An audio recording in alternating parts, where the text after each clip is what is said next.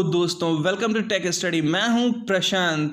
इस पेंडेमिक की वजह से जो लॉकडाउन लगाया गया उसकी वजह से एक तस्वीर सामने आई कि भारत में ऑनलाइन एजुकेशन सभी को प्रोवाइड कर पाना शायद आसान नहीं होगा। जो कंप्यूटर और डिवाइसेस आपके पास हैं शायद बहुतों के पास नहीं, और दूसरे क्या चैलेंजेस हैं इंडिया के सामने जो दूर करने होंगे। तो चलिए जानते हैं कुछ बेहतर। देखिए, ये द हिंदू पेपर का आर्टिकल है जिसमें पीयू स्टडी के द्वारा सर्वे किया गया और पाया गया कि केवल 24% भारतीयों के पास स्मार्टफोन है। अभी भी 76% भारतीय फीचर फ़ोन यानी कीपैड फ़ोन का इस्तेमाल कर रहे हैं, जिसमें ऑनलाइन वीडियो या क्लासेस ले पाना शायद बहुत मुश्किल है। इस स्टडी में बताया गया कि भारत में स्मार्टफोन्स का नंबर बढ़ रहा है, लेकिन शायद उतनी तेज़ी से नहीं। साथ ही साथ इस स्टडी में यह भी पाया गया कि पूरे भारत में केवल 26% स्कूल ऐसे हैं जिनमें कंप्यूटर्स है और 74% स्कूल ऐसे थे जो ऑनलाइन स्टडी प्रोवाइड करने में सक्षम नहीं थे। ये क्वाड्स इंडिया का आर्टिकल है जिसमें वो 5 राज्य हैं जहां के स्कूलों में कंप्यूटर का प्रतिशत सबसे कम है।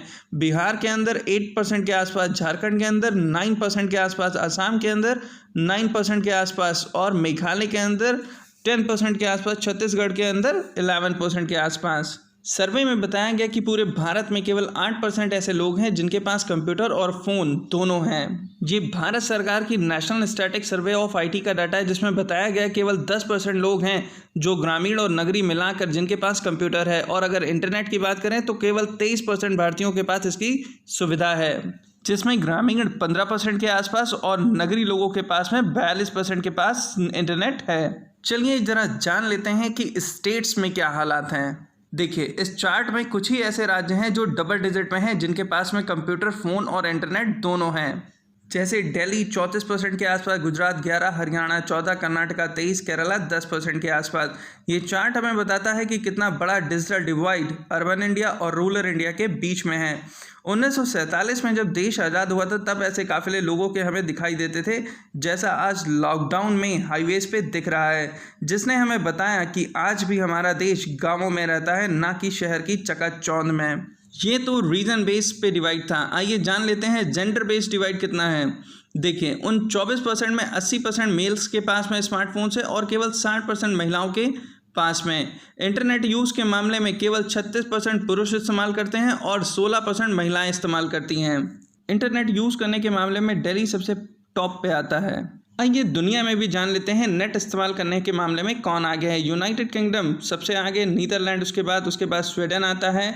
आइए इंडिया की पोजीशन भी जान लेते हैं 193 देशों में कहाँ पे आती है। इंडिया 40वें नंबर पे आता है स्मार्टफोन्स के मामले में। युवाओं पर आधारित ये डाटा जिसमें भारतीय युवा नेट का इस्तेमाल करने में 35वें नंबर पे आते हैं और केवल 22% डाटा का उपयोग कर पाते हैं। क्यों? इसके कुछ कारण हैं, जैसे डाटा प्रॉब्लम। अगर हमें ऑनलाइन स्टडी करनी है तो क्या औसतन जो हमें 1 GB का डाटा हर रोज़ मिलता है उससे स्कूलों की 7 घंटे की क्लास की जा सकती है?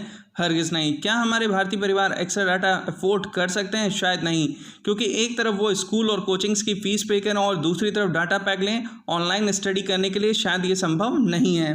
साथ ही साथ प्रत्येक फैमिली में ज़रूरी नहीं कि हर किसी के पास फ़ोन हो, तो क्या घर का पिता अपने बच्चों को 7 घंटे के लिए अपना फ़ोन देगा?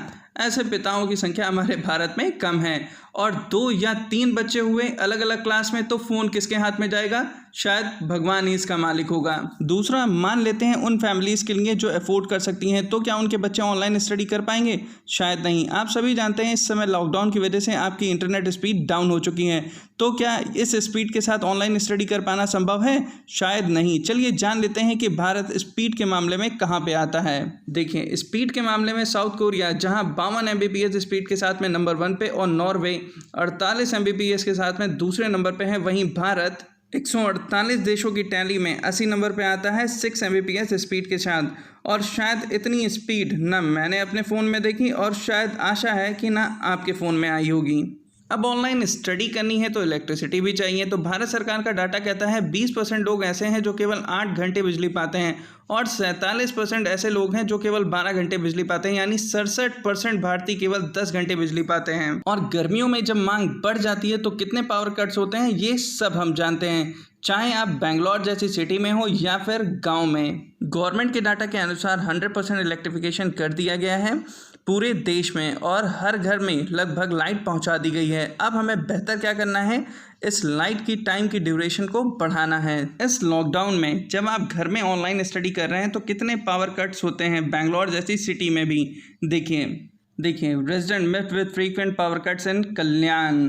साथ ही साथ में चेन्नई में देखिए, Chennai resident faces power blackout on first day of total lockdown. साथ ही साथ 7 hour outage in Panchkula sector disturbs work. देखिए आप सभी को पता है जब मार्च महीने में लॉकडाउन लगाया गया तभी से बहुत से स्कूलों ने जो हाई प्रोफाइल के थे उन्होंने ऑनलाइन क्लासेस लेना शुरू कर दिया।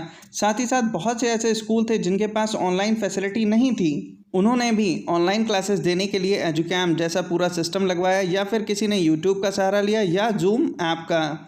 लेकिन एक फिजिकल क्लासरूम जिसमें हम अब तक के पढ़ते आए हैं और हमारे टीचर्स हमको पढ़ाते आए हैं ना होने के कारण बच्चों को और टीचर्स को दोनों को मुश्किलों का सामना करना पड़ा। क्योंकि आज भी चाहे रूरल इंडिया हो या urban India 90% teachers offline mode में ही पढ़ाते हैं। साथ ही साथ बच्चे most of the offline mode पे ही पढ़ते भी हैं। साथ ही साथ ऑनलाइन पढ़ने के लिए डिसिप्लिन का होना बहुत ज़रूरी है। आप तो कंपटीशन की तैयारी कर रहे हैं तो आप पढ़ लेंगे, लेकिन जो बच्चे 1 to 10th क्लास में पढ़ते हैं उनका मन मचलेगा ही और वो गेम्स, मूवीज़ और सॉन्ग्स ही सुनेंगे अगर उन्हें बहुत देर तक के फ़ोन या कंप्यूटर्स पे बैठाया गया। और इतनी देर ऑनलाइन स्टडी करने की वजह से पेरेंट्स दूसरी कंप्लेन भी करने लगे स्कूलों में कि उनके बच्चों की आईसाइट वीक हो रही है, उनके बच्चों को हेडेक की प्रॉब्लम हो रही, बच्चे चिड़चिड़े हो रहे हैं। तो ऐसे बहुत से रीज़न हैं जिस पे हमें वर्क करना होगा इस नई टेक्नोलॉजी को अडॉप्ट करने में। टीचर्स को भी टाइम लगेगा, साथ ही साथ बच्चों को भी टाइम लगेगा और साथ ही साथ गवर्नमेंट को भी इसके बारे में बहुत कुछ सोचना है। मैं आशा करता हूँ आप सभी लोगों को ये लेक्चर पसंद आया होगा। Have a good day and God bless you.